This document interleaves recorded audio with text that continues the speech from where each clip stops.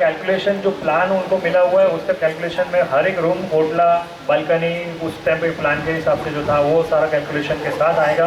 Secondly जो BMC plan के हिसाब से है, जो बीएमसी प्लान के हिसाब से कैलकुलेशन क्या है, उसका एरिया कितना है, वो कॉलम भी उसमें उन्होंने ऐड किया है। थर्डली 33(9) में अगर हमारे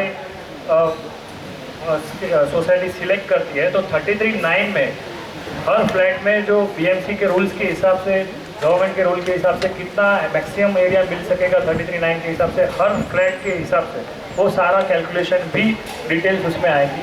फोर्थली 33(11) में अगर हम जाते हैं तो पीएमसी ने जो फिजिबिलिटी रिपोर्ट बनाई है तो उस फिजिबिलिटी रिपोर्ट के हिसाब से एरिया, फ्लैट वाइज एरिया कितना मिल सकता है जहाँ, तो वो भी उसमें रिपोर्ट में आएगा। यानी कि आपको एक ही रिपोर्ट में ये सारी डिटेल्स मिल जाएगी। तो कुछ दिनों से जो कारपेट एरिया के ऊपर जो डिस्कशन चल रहा था वो इस रिपोर्ट के साथ एंड हो जाएगा। और इसी के लिए हम लोग शेयर नहीं कर रहे थे कि हम शेयर ये चीज़ करना चाहते हैं कि जो भी डॉक्यूमेंट आपके पास पहुँचे तो मैक्सिमम क्लैरिटी के साथ पहुँचे, इसके लिए हम वे टाइम ले रहे थे। और जैसे कि आपको कल बताया, हमारे प्लान्स जो हैं, आज भी हमारे पास कुछ प्लान ग्राउंड फ्लोर के या तो बिल्डर ने एग्रीमेंट में लगाए, वो हमारे पास डॉक्यूमेंट अवेलेबल नहीं है। तो जो डॉक्यूमेंट हमारे पास अवेलेबल है उसके बेस पे नया नए कैलकुलेशन कर रहे हैं। और जो बीएमसी से भी जो प्लान मिले हैं वो रीडेबिलिटी नहीं है, तो इसके लिए उसको पढ़ने में, समझने में और कैलकुलेट करने में वक्त लग रहा है, इसके लिए टाइम लग रहा है। तो आज का नरेंद्र भाई को आज के ऊपर कोई comments sir? Basically Mayfair remains redevelopment, redevelopment is there core business है उनका, एंड वो उनका एक्सपीरियंस एंड एवरीथिंग वो दिख रहा था आज के इसमें प्रेजेंटेशन में। भले उनकी टीम इतने कम आई थी, बट जो उसके पीछे का जो उनका हार्डवर्क है, इतने सालों का जो डिलीवरी है, कमिटमेंट है, वो सब जो पूरा किया है वो सब दिख रहा था उनका। एंड इवन जब साइट विजिट में आज मैंने वो भी रिव्यू लिया फ्रॉम आवर इंजीनियर ऑल्सो कि one of the best planning, अगर जो प्लानिंग किसी का होगा तो इनका बेटर है। विजन अगर है प्रोजेक्ट में, कोई क्या किस जगह पे वो प्रोजेक्ट आ रहा है, उस पर क्या विजन होना चाहिए, वो उनका अच्छा थॉट प्रोसेस है उसमें। तो ये एक बहुत बड़ी चीज़ है कि हर एक लोकेशन में क्या प्रोजेक्ट आना चाहिए, तो वो एक अलग फीचर दिखा व्हेन मैं अपना जो इंजीनियर आए थे आपके साथ में जो साइट विजिट के लिए, उनके उससे पूछ के मैंने ये कंफर्मेशन लिया।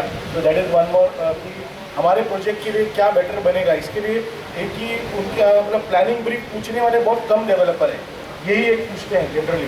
ये तो प्लानिंग ब्रीफ कोई डेवलपर पूछता नहीं कि मेंबर को क्या चाहिए, वो अपने हिसाब से बना के दे देता है, कि जैसे कल भी हमने देखा वैसे जनरल ये होता है। बट इन्होंने क्या सिर्फ रीडेवलपमेंट किया है, इसके लिए वो एसेंस मालूम है उनको, हर एक चीज़ छोटा छोटा चीज़ उनको मालूम है रीडेवलपमेंट का, एंड दिस इज़ व्हाट उनका एक्सपीरियंस बोल रहा है।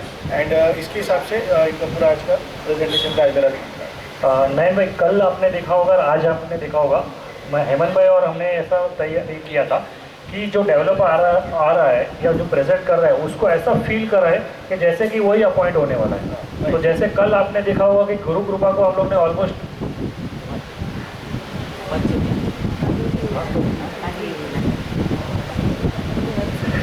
सॉरी 10 मिनट की बात करें तो हमारा पर्पस था कि सारी क्लैरिटी उनको डेवलपर को दे दें, ताकि उनको पता चले कि मेंबर्स यहाँ पे हैं, किस तरह का उनका बिहेवियर है मेंबर्स का, और किस तरह यहाँ पे पीसफुली सुनते भी हैं, और इतनी सारी बड़ी संख्या में यहाँ पे लोग आए थे। नयन भाई, इसके अलावा और कोई आपको सजेशन इसका पर्टिकुलरली आज के डिस्कशन पर?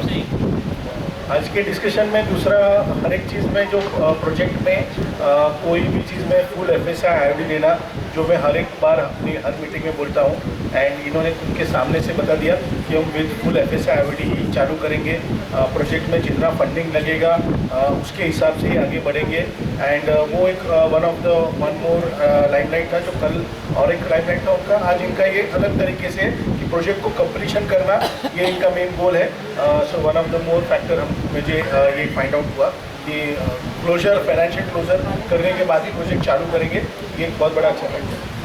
सर, मेफेयर का जो हमने अभी तक का कम्युनिकेशन हुआ है, तो मेफेयर में हमें एक मैसेज ये करना है कि उनकी तरफ से एग्रेशन जो है, अभी पॉलिसी अपने जो ऑफर्स हैं उसमें थोड़ा एग्रेसिव स्टैंड उनका मिसिंग है मेफेयर की तरफ से।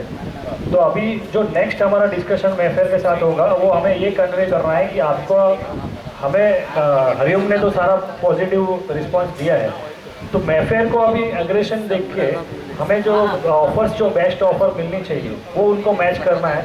तो अभी तक का जो कम्युनिकेशन हुआ था, नॉर्मल सिर्फ मेल गया तो इमीडिएटली उनका रिस्पांस तो आया है, लेकिन जो एग्रेशन दिखना चाहिए वो मैफेयर में थोड़ा हमें मिसिंग दिख रहा है। तो हमारी जो नेक्स्ट मीटिंग मैफेयर के साथ होगी वो उसमें हमें ये कन्वे करना है कि आपको अभी बिल्डिंग में एग्रेशन दिखाना है।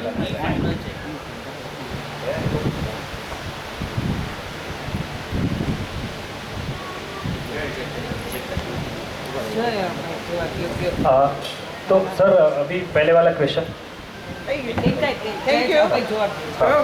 तो अभी हम जैसा हम लोग ने कल गुरु ग्रुप के साथ फिर ऐसा बात कराया था कि एज इफ कि वो अपॉइंट होने वाले ही हैं, तो हमारा आइडिया ये था कि फीलिंग ये देने का कि वो ज़्यादा से ज़्यादा एग्रेसिव बिल्डिंग करे ताकि मेंबर्स को ज़्यादा से ज़्यादा बेनिफिट मिले। और आज का भी हमारा आपने देखा होगा कि मैफेयर को हमने इनडायरेक्टली इस तरह का कन्विंस किया कि भाई एज इफ कि वो अपॉइंट हो गए हैं या मेंबर्स का वो चॉइस है ताकि वो एग्रेसिव बिल्डिंग करें। ये एक अप्रोच भी ठीक है, बट मुझे थोड़ा एक अप्रोच में शायद ऐसा कि they are on the fence, ऐसा कुछ थोड़ा प्रोजेक्ट करें ना शायद, तो क्या उनको लगे कि भाई मुझे अभी और मैं सेकंड रेस में हूँ या क्या हूँ, ऐसा क्वेश्चन मार्क आना चाहिए थोड़ा बहुत, कि एकदम ऐसा नहीं लगना चाहिए कि मैं ही हूँ करके। वो मुझे ऐसा लग रहा है थोड़ा हमको भाई कि आप थोड़े ही आगे पीछे हैं बट आप थोड़ा और करोगे तो करेंगे तो हाँ, ऐसा करके कुछ थोड़ा प्रोजेक्शन शायद मुझे ऐसा लग रहा है कि मुझे पर्सनली मेरा एक्सपीरियंस के हिसाब से मुझे ऐसा लग रहा है। हेमंत भाई, बीजो एक क्वेश्चन हेमंत भाई।